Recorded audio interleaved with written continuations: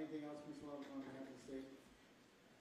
Yes, Your Honor. There was one correction I wanted to make. I believe that the plea agreement, that is State's Exhibit 1AS, said that if the defendant violates any term of this agreement, he would be subject to serving up to 35 years in prison, and that should be 30 as opposed to 35 years.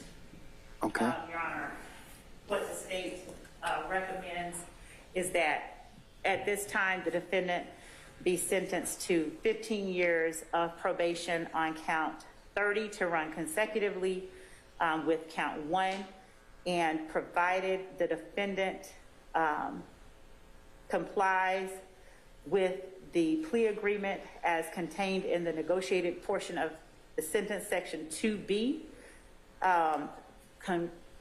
upon the initial or the completion of the initial trial of this case, the state shall pose no objection to the defendant, to any motion on behalf of the defendant to withdraw that guilty plea, and the state agrees to no pros count 30.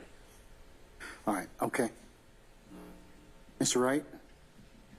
Your Honor, briefly. Anything on behalf of Mr. Sledge? Your Honor, my client is 41 years of age. He has 8 children. 3 are grown. So that would leave 5 minor children. He actually has 3 brothers that are alive, 1 deceased. His father is deceased, but his mom is still with us. He is very anxious to be able to get back to his family. His outlook on this is silly, childish things done in the past as a younger man have sort of come to bite him, and he has grown, I think, grown out of some of those, as we say, childish things. So he is asking this court respectfully to agree and accept this, the terms of this agreement, and sentence him according to the terms of this agreement. He will abide to each and every provision that this agreement provides, whether it's through testimony or otherwise. And again, he is thankful to have this opportunity to get back to his family, to his children, and to the remainder of his life. You will not see him after this trial and all this is over. You will not see him again. Thank you very much, Judge. Okay. And the state has one other addition. With respect to count 30, the state has no objection to this court suspending that 15 years with the same provisions that we've listed for the court previously.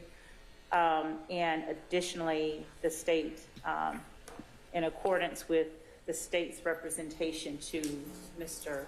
Wright prior to this moment, the state would have no objection to, after the defendant's successful completion of the first 10 years of this probation, of it being terminated.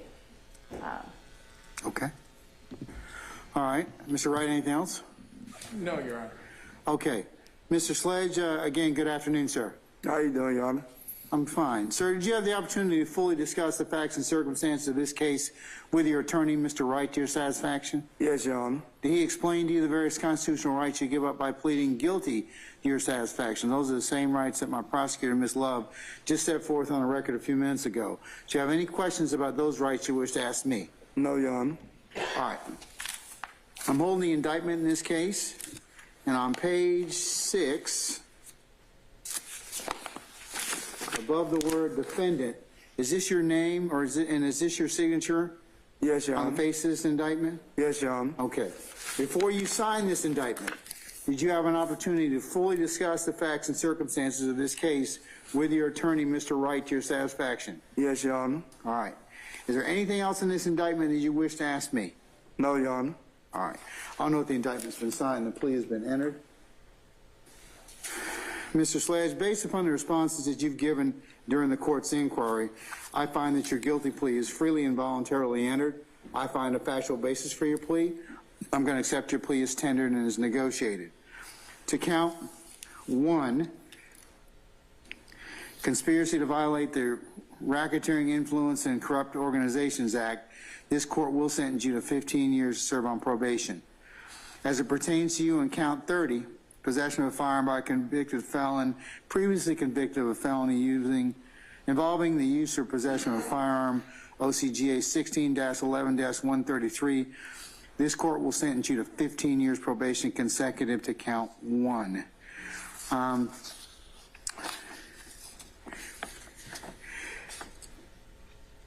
Now, the state is also indicating, your attorney has also indicated that upon the initial trial of the case, provided you comply with the special conditions as outlined in sections B, C, D, F, and I of section 3, that you should be able to withdraw your guilty plea in terms of that count, and the state will null process that count.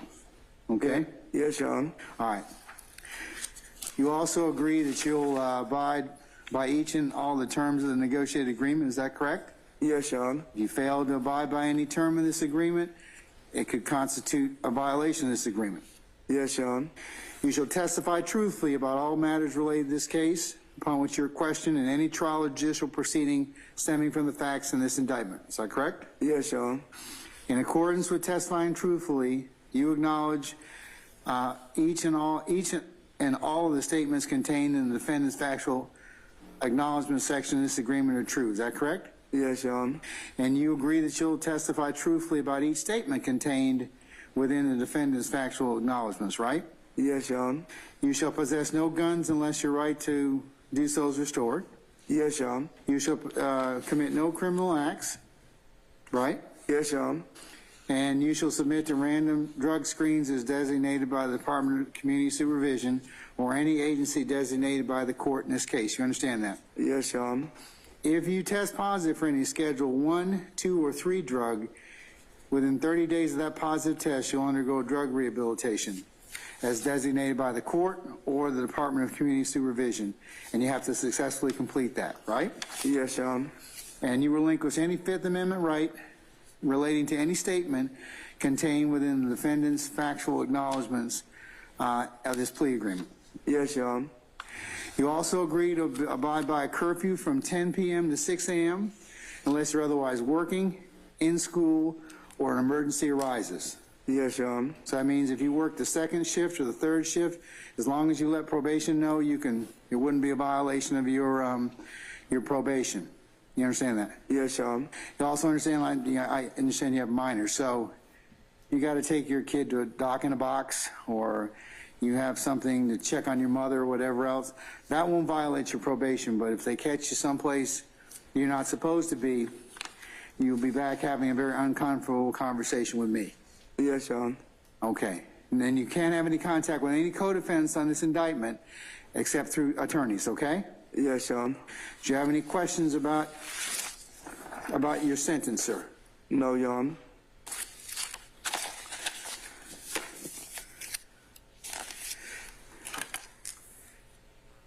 Mr. Wright or Ms. Love, any clarifications on the court's entry of sentence or defense entry of plea? No, Your Honor, not on behalf of the state. No, Your Honor. Okay. Then that will be the sentence of the court. Mr. Chamberlain, anything? Okay, all right. Good luck to you, sir, okay? All right. All right, Thank be you. well. Thank You're you. very welcome. Get out. Call. No problem. Judges, that concludes my business. It concludes your business. Thank you very much, Mr. Wright. Thank you, Judge.